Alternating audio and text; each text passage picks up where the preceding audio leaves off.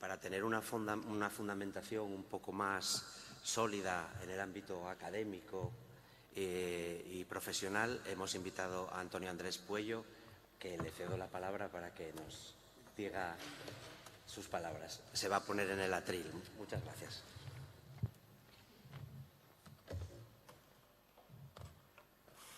Buenas tardes. Muy buenas tardes. El botón verde. El botón verde. Ahí. ¿Yo? Pues muy buenas tardes y espero continuar mejor que he empezado. Estoy encantado de estar hoy aquí con todos ustedes. Quiero agradecer naturalmente a la organización la invitación, a muchos de los que están aquí o a todos, porque son horas un poco intempestivas de nuestro calendario habitual.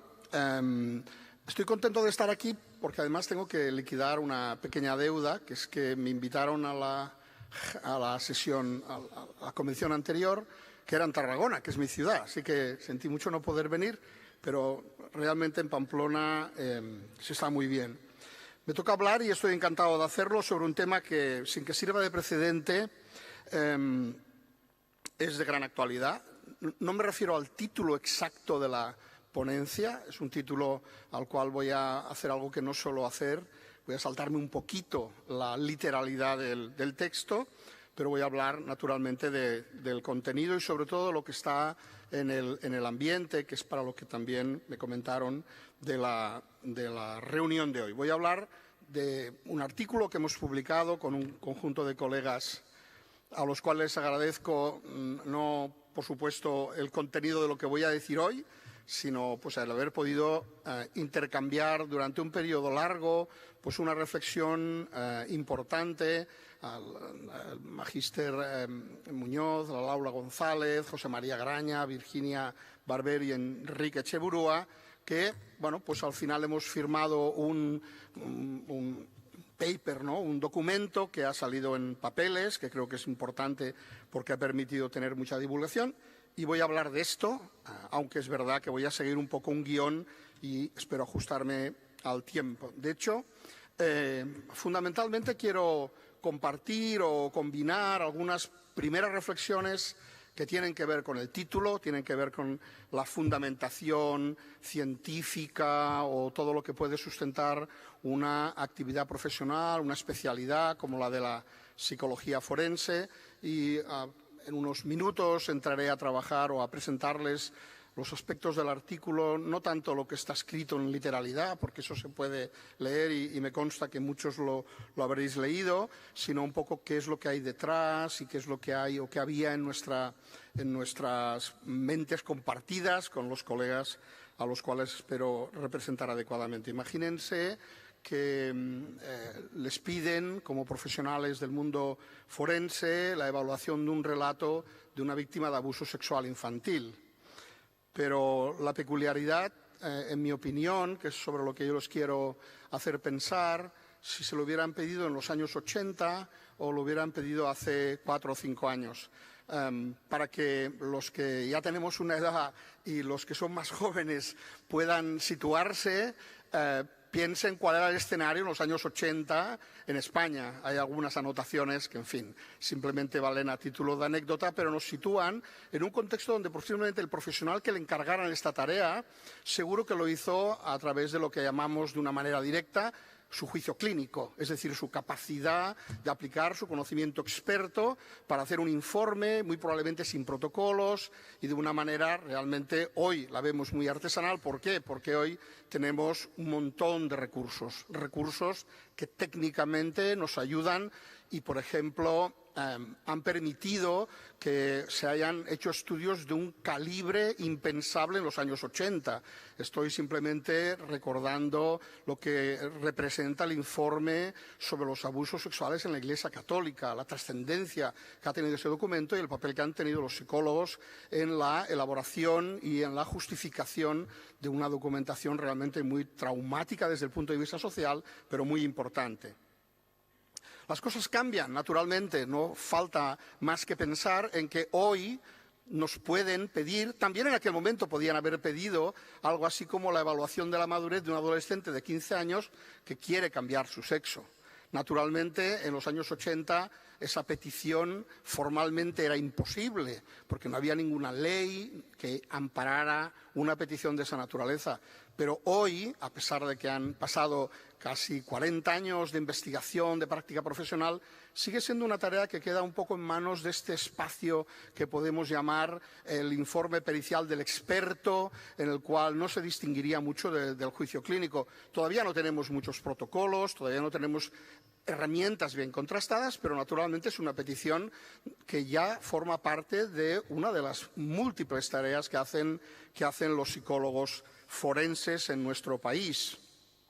De una manera más o menos rápida y urgente, pero también para poder ver qué es lo que ha pasado en este periodo, y por supuesto que muchos de los que están aquí han sido testimonios vivos o participantes de estos cambios. En los años 80 y 90, la psicología forense básicamente dependía de una especie de modelo médico forense que en su momento pues, tenía una tradición larga y que se trasladó, aunque muy pronto la psicología empezó a provocar cambios relevantes. Había ausencia de protocolos, lo que hoy nos parece como muy normalizado era fundamentalmente aportaciones que venían desde la psicología experimental al mundo de la práctica profesional en los tribunales. Teníamos unos retos desproporcionados, no porque fueran problemas muy diferentes de los que hay hoy, sino sobre todo porque, a diferencia de la medicina forense, la psicología forense tenía, como toda la psicología aplicada, una muy corta historia. Por supuesto, en aquel momento no tenía ningún sentido ni formaba parte de nuestro vocabulario y nuestra práctica habitual, todo lo que ahora llamamos la perspectiva de género o la importancia de las violencias, que hoy son elementos importantes en la práctica profesional. Y, por supuesto, el apoyo académico, lo ha dicho muy bien mi antecesora, Aránzazu, pues ni tan siquiera se mencionaba en la facultad o en una de las facultades más importantes como era la de la Complutense, pero en la mía pasaba igual y acabé bastantes años antes, ¿no? En la década de los 20, en la que estamos ahora viviendo, las cosas han cambiado muchísimo. Y cuando digo muchísimo, quiero decir que realmente, por ejemplo, hemos sido capaces de incorporar múltiples avances e innovaciones en la práctica, por supuesto, de la psicología forense, pero que ahora se convertirían en indispensables de la actividad jurídica y de la actividad de muchos otros profesionales. Creo que no me equivoco si digo que si devolviéramos todas nuestras atribuciones a los que antes hacían cosas parecidas, los médicos forenses, los psiquiatras forenses, probablemente nos pedirían que continuásemos porque ellos no lo quieren hacer, porque se han dado cuenta de que hay una diferencia abismal entre el rigor, la aplicación de nuestra metodología en este campo. Por supuesto, la introducción de la práctica basada en la evidencia ha solventado en parte el problema que esta mañana decía el doctor Chacón sobre la diversidad de orientaciones. Poco a poco se ha ido implementando una manera de trabajar donde, a pesar de que haya ciertas orientaciones, quizás en comparación con otros ámbitos no son tan relevantes. Por supuesto que se ha integrado en nuestra práctica profesional la perspectiva de género. Yo diría que uno de los grandes ámbitos profesionales que han liderado toda la tarea ingente y yo creo que exitosa en gran medida de mejorar la prevención de la prevención de la violencia contra la mujer en sus diferentes dimensiones no hubiera tenido la misma presencia que tiene actualmente si los psicólogos no hubiéramos estado trabajando codo a codo con otros profesionales, pero con una, como siempre, naturalmente, con una historia muy corta desde el punto de vista pues de tradición profesional. Por supuesto que poco a poco, y el ejemplo es la ponencia y lo que hoy estamos hablando, se ha ido haciendo una especialización muy elevada, muy difícil de considerar que hubiera llegado en 30 o 40 años y forma parte quizás de uno de los núcleos que me gustaría que recuerden de esta ponencia, porque hemos recogido en el artículo esta peculiaridad del psicólogo forense.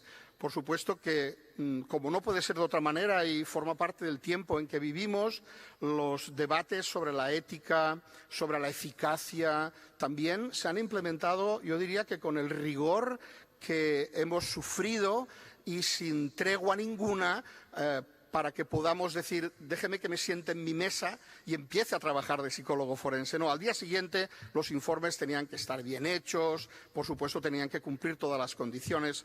No ha habido tregua y eso posiblemente ha sido un estímulo para que la psicología jurídica, forense, la psicología aplicada al mundo de la justicia haya avanzado. Por supuesto, tenemos nuevos retos, como es inevitable, acabo de mencionar uno de ellos.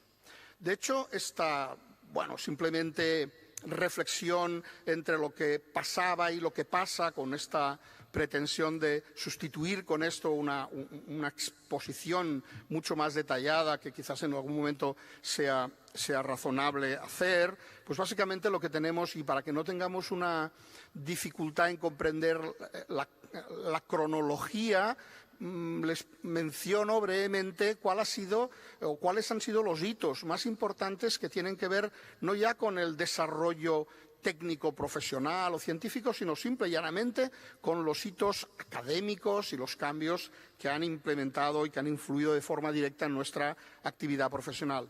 La primera vez que se puso encima de la mesa un título de licenciado en psicología fue en el año 78 y no en todas las facultades.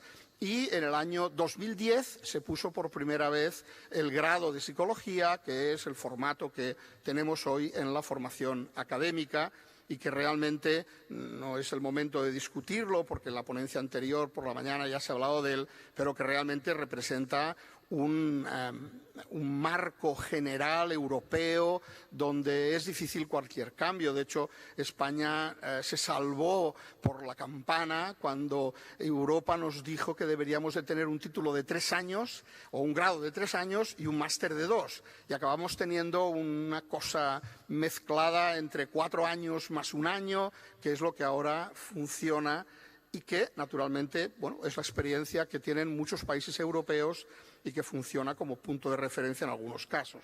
Pero ya si nos fijamos en el siglo XXI, tenemos el PIR. El PIR es un suceso que se dio en el año 98. Yo soy catedrático del área de psicología de la personalidad, evaluación y tratamiento psicológico, y en nuestra área de conocimiento el tema del PIR fue un debate, en fin, no sé si alguno de ustedes lo recuerda, yo lo recuerdo mucho porque realmente tuvo un impacto, primero una enorme ilusión por parte de los profesores de nuestra área en la universidad, y después la realidad ha dado la razón a muchos de ellos, aunque es verdad que nos ha presentado un escenario un poco distinto al que hay en otros países, y algunas de las cosas que hoy discutimos y algunas de las cosas que sucedieron después, como la aprobación del máster de Psicología General Sanitaria en el año 14 y la introducción de una terminología específicamente en española, que es el profesional sanitario. Esto realmente se debe a ese proyecto y a esa iniciativa, que yo no voy a decir si fue adecuada o no adecuada, simplemente nos ha puesto un escenario con el cual el reconocimiento de nuestra especialidad no deja de tener un espejo donde mirarse para lo bueno y para lo malo, y por tanto no puede ser olvidado este suceso que después ha consolidado de una manera realmente, desde el punto de vista de la profesión, muy, muy exitoso. En la década de los años, la segunda de los años del siglo XXI, del año de los 2000, tenemos la primera consolidación de un máster de psicología forense en el año 2011, la acreditación de la psicología forense por parte del colegio y, como ya he comentado, el máster de psicología general sanitaria. Fíjense que estamos en el 2025, por tanto, ya no estamos hablando de 30, 40 años de estos sucesos, ¿no? Bueno, ¿por qué les hago esta referencia histórica? Porque yo tengo interés en hablarles del futuro, no del pasado, pero esta es una cosa que he aprendido bien en mis estudios sobre la predicción del riesgo. Si uno quiere predecir lo que puede pasar en el futuro, debe estudiar muy a fondo lo que ha pasado justamente anteriormente. Y fíjense, les he puesto años 80, años 20 y años 50, que de alguna manera están a 25 años vista. Y uno se puede preguntar, ¿existirá la psicología forense? No existía hace 20 o 40 años y ahora existe y tiene mucho vigor. ¿Y cómo será? Bueno, solamente les voy a dar una respuesta importante. si existe o no. Y cómo será depende de lo que hagamos desde ahora. Esperar a que el futuro resuelva los problemas es una mala estrategia. La estrategia de la predicción lo que dice es: haz aquello que quieras que no suceda o aquello que quieras que suceda de una manera determinada. Entiendo que el acto de hoy ya es algo de esto. Estamos pensando en cómo será, cómo se reconocerá, se deberá reconocer, qué características tendrá, así que espero que lo recuerden. Una primera perspectiva a unos 15 años, a mí cuando hablo del futuro no me gusta pensar que el futuro es de ahora hasta el día que, en fin, Dios o la naturaleza decida acabar con todos nosotros. En los próximos 10 o 15 años, ¿qué vamos a tener? Bueno, ya los estamos viendo, avances en inteligencia artificial, avances en neurociencia, posiblemente nuevos avances en la psicometría, una disciplina que tuvo pues una deriva en una época que sirvió de poco y que en cierto modo hemos recuperado, y esto espolea a los psicómetros a trabajar con una mayor perspectiva aplicada.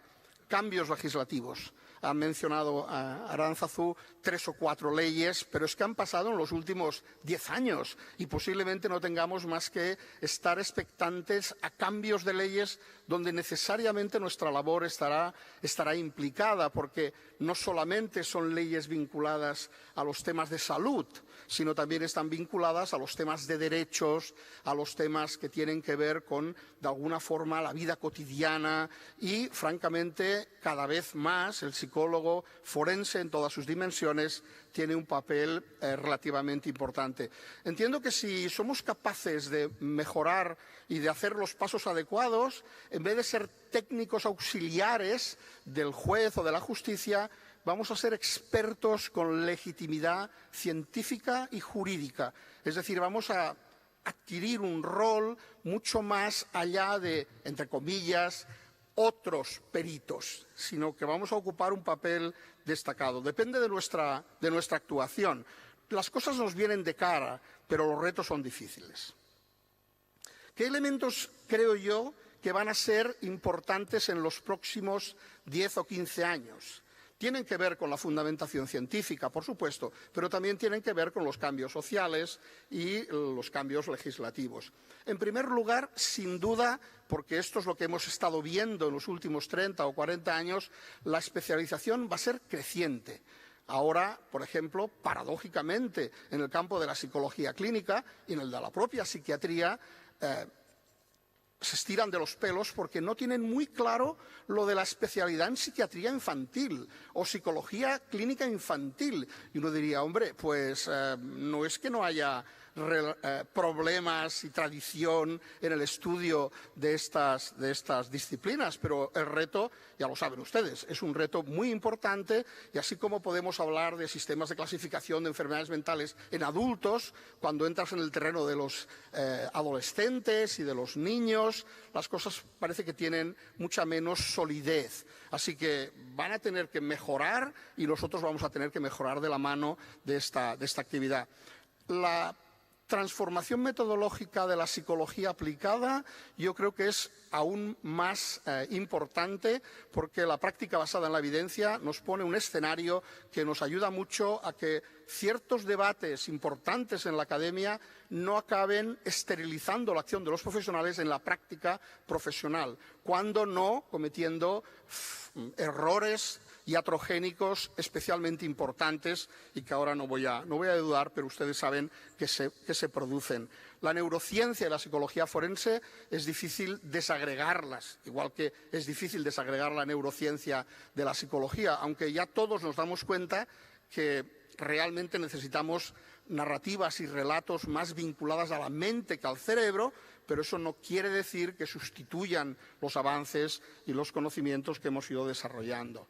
Por supuesto que el impacto de la inteligencia artificial es inevitable y, como en muchas otras disciplinas y actividades profesionales, hoy estamos ante una doble opinión, máximo optimismo y máximo pesimismo. El máximo pesimismo sería: nos van a dejar fuera del trabajo. La inteligencia artificial sustituirá muchas profesiones. ¿Por qué no la psicología? Naturalmente, los que son muy optimistas, yo soy de este grupo, solemos decir, nos ayudará la inteligencia artificial. Pero no todo el mundo está de acuerdo en que realmente no seamos nosotros quienes ayudemos a la inteligencia artificial. La introducción de la justicia terapéutica, de nuevos modelos rehabilitadores y nuevos desafíos técnicos. Esto está pasando y no va a cambiar en los próximos 10 o 15 años. Y en este escenario es un poco donde vamos a situar la propuesta, ante la cual yo me anticipo con algo que no forma parte del artículo y, por tanto, le pueden poner mi firma allí donde quieran.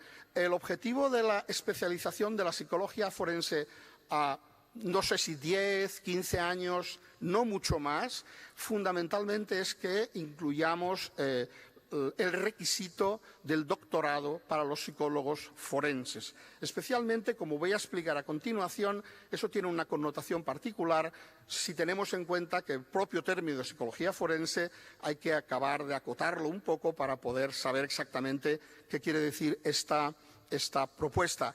Los programas a los cuales pueden acceder los psicólogos para hacer el doctorado son muchos y muy variados. No todos tienen una etiqueta como puede ser clínica o forense, pero si quieren después puede ser objeto de discusión o podemos hablar en particular al acabar la sesión. Es igual. Ser un profesional con el título de doctor en los años que vienen va a ser casi imprescindible para poder dar respuesta a las demandas profesionales que tenemos. Les decía que voy a hablar del artículo, me quedan unos 15 minutos aproximadamente. Pues yo creo que me va a dar tiempo para poder enmarcar el artículo que da un poco pie a la justificación y, como les decía, no les voy a describir el artículo fundamentalmente se plantea cuáles son las razones para reconocer la psicología forense como una especialidad oficial. Es un artículo de revisión, de reflexión, con un poco de prospectiva y con 10 razones que intentan justificar de alguna manera esta petición.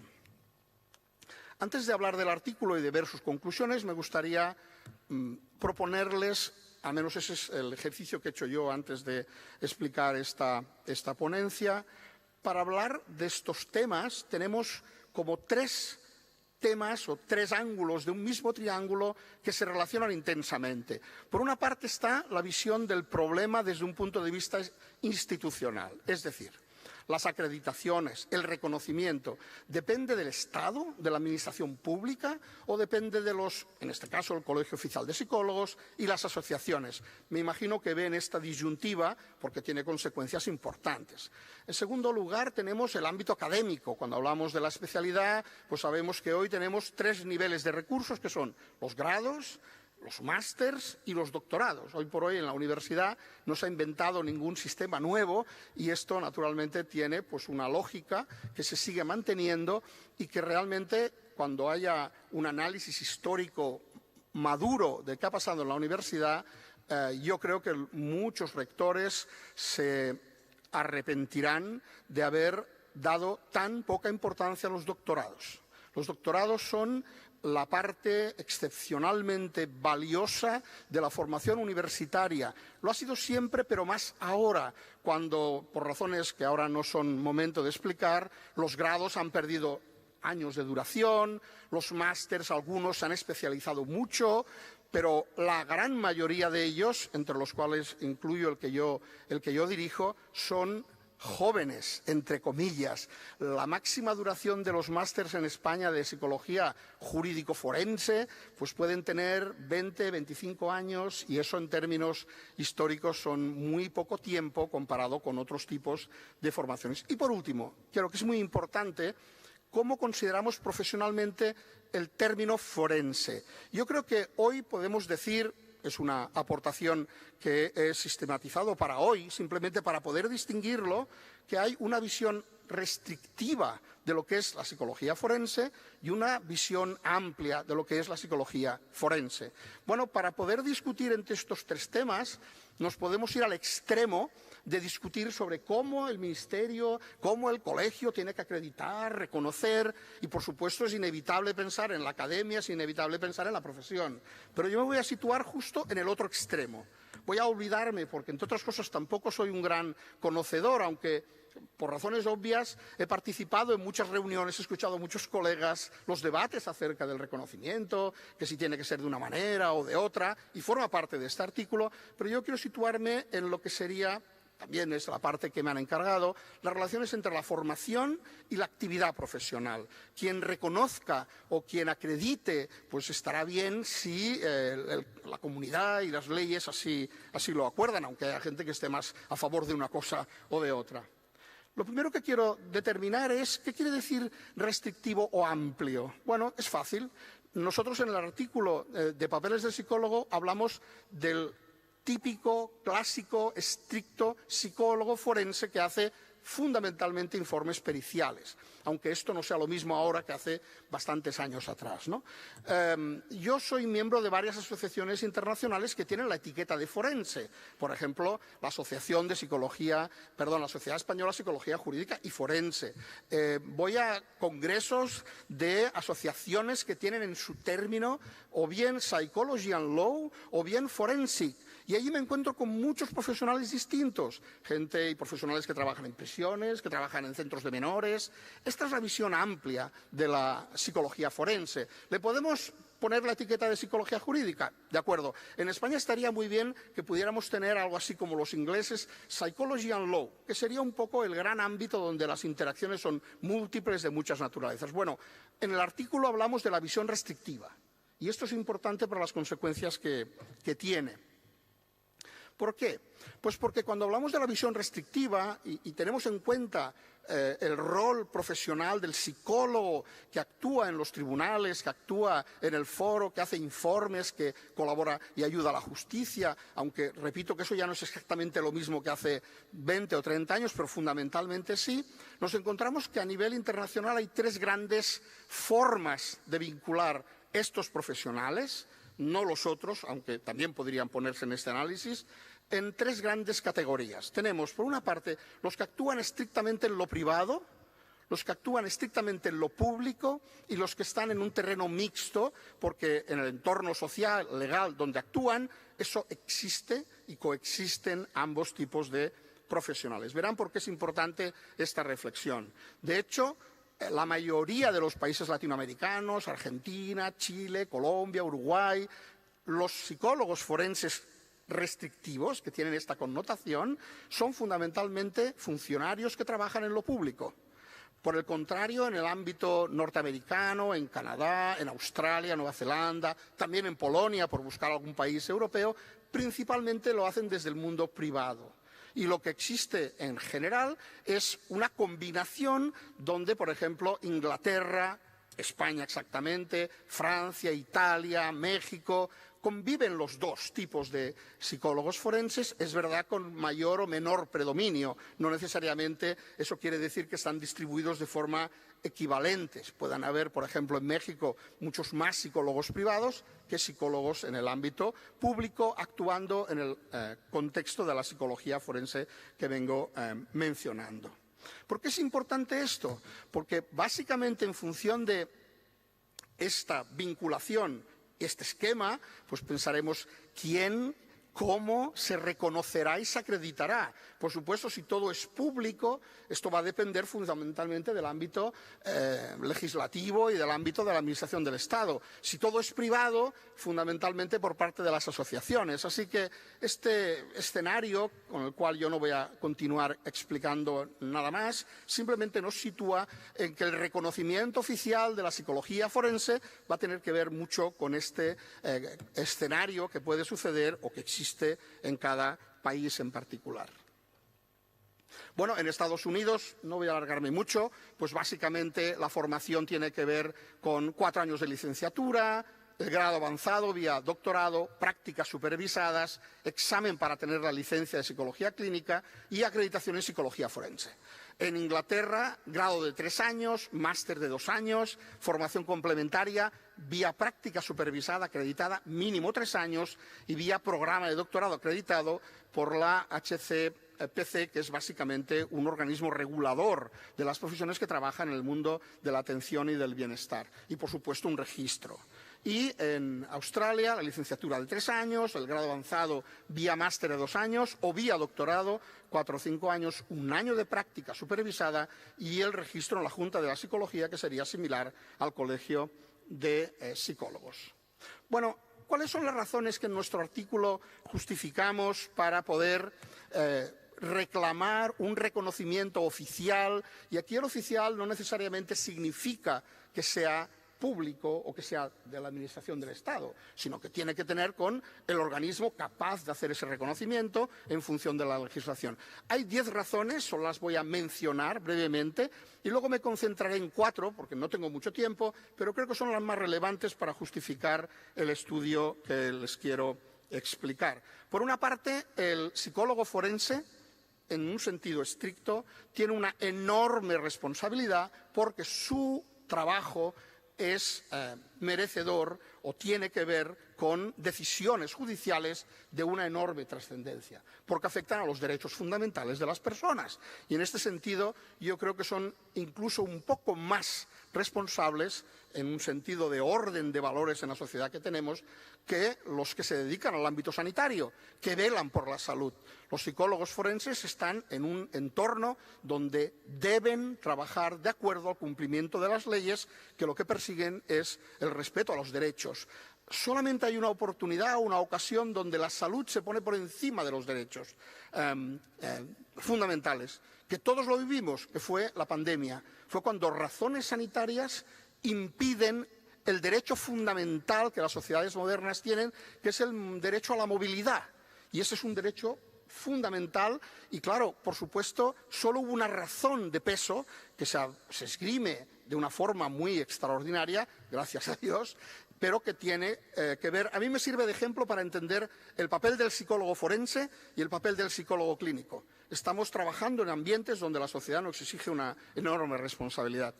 Es una disciplina, es un trabajo súper especializado, porque dentro de la especialización de la psicología forense amplia, pues hay un grupo de profesionales que hacen algo mucho más específico, que naturalmente obliga a tener un nivel de conocimiento, tercera razón, y técnicas propias.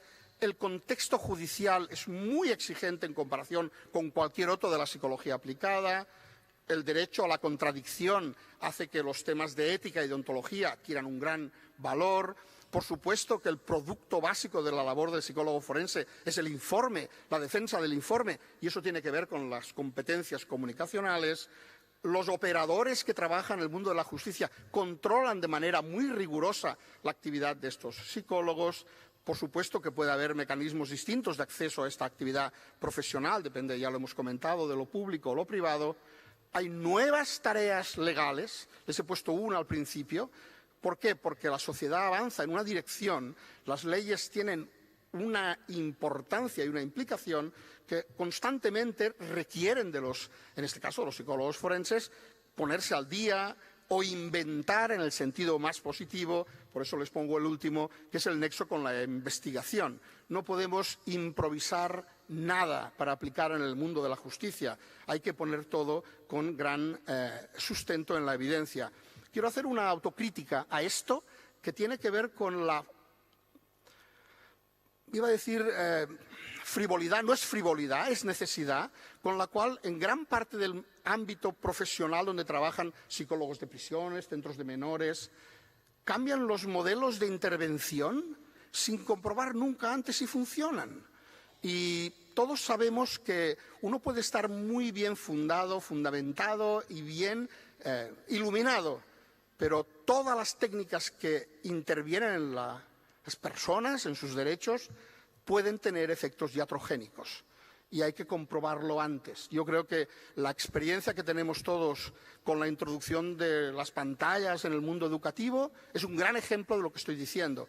Todo el mundo pensó que sería bueno y parece ser que no lo era tanto. Bueno, nadie pudo pensar en que probáramos a ver si funcionaba. En fin, son temas que ahora no me tocan y voy a ir acabando. Los 4 más importantes son la calidad, ya he mencionado por qué. El psicólogo forense hace una actividad de una enorme responsabilidad. Puede que un pederasta, con un informe forense, el juez le sustituya una pena y reincida.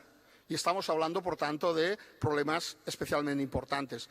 Claro, la superespecialización es evidente. Todo el mundo o todo el campo de los delitos en el ámbito de la ciberdelincuencia exigen un conocimiento que hay que construir de nuevo. Por eso el número 9 es tan importante.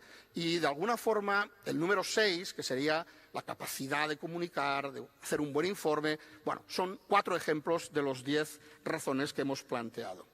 Por tanto, y voy a ir acabando, si mentalmente pensamos que los psicólogos forenses especializados con reconocimiento oficial son psicólogos que tienen el conocimiento de la ciencia que adquirieron en su formación. Después tienen un entrenamiento en el ámbito aplicado o sanitario. No me atrevo a decir cuál de los dos, pero hoy por hoy ya podemos borrar la palabra aplicada, que no la utilizamos nada, porque lo que decía también mi colega es que todos los que van a la Facultad de Psicología quieren estudiar clínica, todos quieren hacer y dedicarse a eso. Bueno, yo tengo muchos colegas en la universidad que eso les cruje, no les gusta, porque piensan que la psicología es algo más que solo práctica sanitaria. Y esto, naturalmente, es un debate abierto que hace que no sea tan fácil aceptar que todos los psicólogos, cuando acaben, tengan competencias sanitarias. Por eso, encima de la pirámide de lo aplicado sanitario, he puesto sanitario jurídico, porque tampoco estoy muy seguro si realmente la formación jurídica, en términos amplios, o la sanitaria, pero lo que sí tengo claro que en la cúspide de este esquema, porque es este esquema en particular, el psicólogo forense con esta perspectiva básicamente tiene que provenir de una formación que puede ser la que vemos en esta imagen o puede ser esta otra, que alternativamente pueda haber un camino que haga que los estudiantes que acaban el grado y que hacen un máster para hacer un doctorado, después puedan hacerlo con una supervisión para llegar a ese nivel. No sé cuál puede ser el futuro, pero esa es una vía que se utiliza en muchos países y que habría que considerar de forma destacada. ¿No me quedan 5 minutos? ¿Me quedan? Pues entonces creo que los vamos a aprovechar bien. Hace muy poquito, en noviembre del año pasado, se publicó un artículo sobre la experiencia y otros elementos importantes de los psicólogos forenses en América desde el punto de vista de la profesión. Y hay algunas cosas que quiero compartir con ustedes. El estudio es un estudio de campo muy reciente con 351 psicólogos forenses, dice clínicos y no clínicos. ¿Es posible que haya un psicólogo forense no clínico? Lo van a ver en un momento. Pero ellos los han investigado porque forman parte de un colectivo profesional bastante importante y además con una larga tradición y encima nos van a dar informaciones sobre temas relevantes. Por ejemplo, han analizado las condiciones laborales, qué formación tenían, qué acreditaciones tenían, qué pruebas utilizaban, qué ingresos tenían, la satisfacción profesional, las barreras. Yo me concentraré en algunos que creo que son importantes y que me parece pueden ser un buen colofón de esta comunicación. Primero, bueno, los americanos están muy preocupados por algo que también nos puede preocupar a nosotros muy pronto, y es que la diversidad técnica y cultural es muy baja. La mayoría de psicólogos y psicólogas forenses en Norteamérica, pues ya se pueden imaginar a qué grupo étnico, social y cultural pertenecen, ¿verdad? ¿Qué formación y acceso tenían? Pues básicamente varios itinerarios de acceso. Esto es importante tenerlo presente. Pueden haber varios y hay que tenerlo en cuenta. La mayoría eran doctores en psicología o en psicología clínica, que en América no es exactamente lo mismo, o habían hecho programas acreditados por la APA o por la sociedad que de alguna forma regula la actividad profesional en Norteamérica. La práctica profesional mostraba un equilibrio entre psicólogos que trabajan solo en instituciones, solo en la práctica privada o en ambos ámbitos. Y en el sector no clínico, importante esta observación, predominan los que hacen docencia, los que hacen investigación y sobre todo los que hacen consultoría, porque es una tarea inevitable que se va a introducir conforme la psicología se va especializando, porque muchos profesionales se enfrentan a problemas nuevos y necesitan lo que tradicionalmente se ha llamado supervisión y que en Norteamérica en este caso le llaman consultoría. Más cosas. La mayoría de psicólogos clínicos están colegiados y tienen una certificación. Su nivel de ingresos en general, comparado con otras actividades de la profesión de la psicología, son altos. La satisfacción profesional es elevado, aunque se trabaja mucho. Eso decían en los informes y resumen en el artículo. Y solo para acabar, las trayectorias profesionales suelen empezar en instituciones y derivar a la práctica privada. Y la edad prevista de jubilación es alta, mediana de 70 años. Y en los próximos años yo creo que va a aumentar. Esa es una buena imagen de lo que está pasando en países que tienen una buena consolidación. Dos conclusiones breves, pero que tienen que ver un poco con el motivo de la presentación. Por una parte, la psicología jurídico-forense en España ha evolucionado desde un enfoque inicial clínico, poco específico, hacia un marco científico profesional muy estructurado, especializado y abierto a las innovaciones futuras, que exige más que nunca un reconocimiento oficial de la psicología forense estricta como especialidad para garantizar intervenciones científicamente sólidas, profesionalmente éticas y socialmente responsables. Muchas gracias por la atención.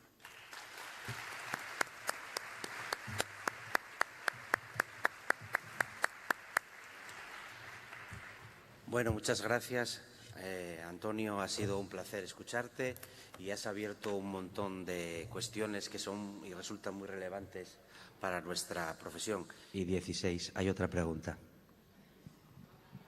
Es que no sé darle. Ya. Buenas tardes, muchas gracias. Voy a ser rápida. Aquí un psicólogo forense del ejercicio privado y le quiero preguntar al profesor Pueyo qué es eso del doctorado. Quiero decir, tenemos que estudiar toda la vida y para cuando vayamos a ejercer ya hemos hecho el doctorado y nos estamos jubilando. Eso lo tiene que aclarar porque nos has dejado locos. Bueno,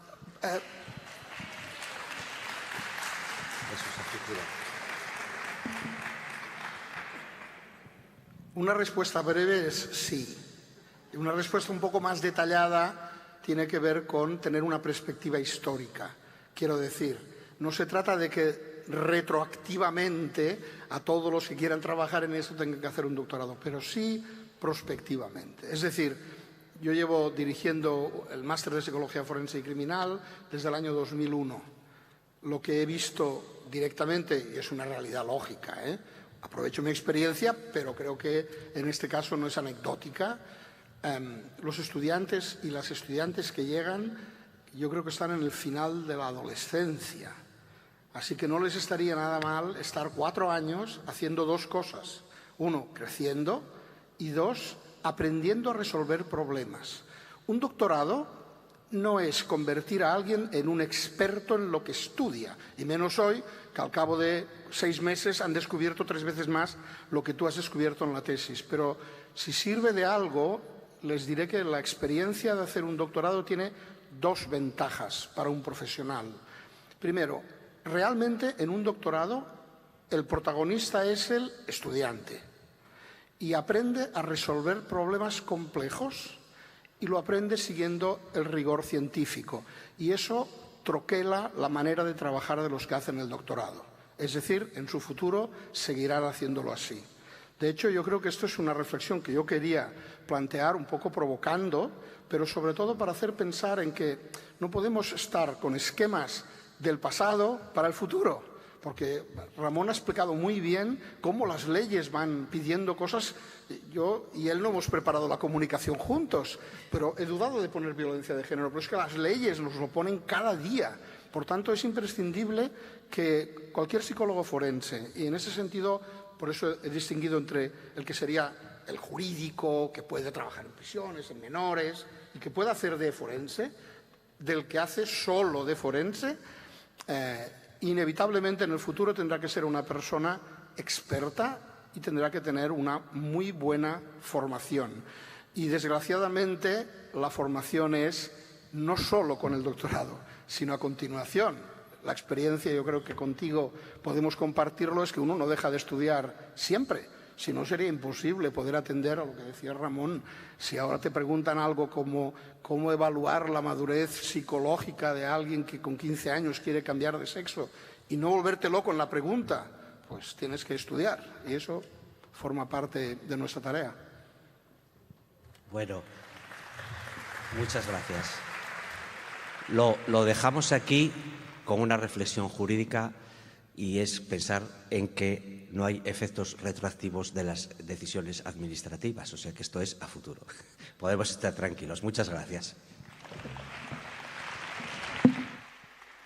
Muchísimas gracias, Antonio, nos ha dejado locos, también Arantxa y al igual que Ramón. Hacemos una brevísima pausa, regresamos a 1:30, en este caso nos iremos a los colegios con la psicología educativa, así que unos momentos para despejarnos y regresamos.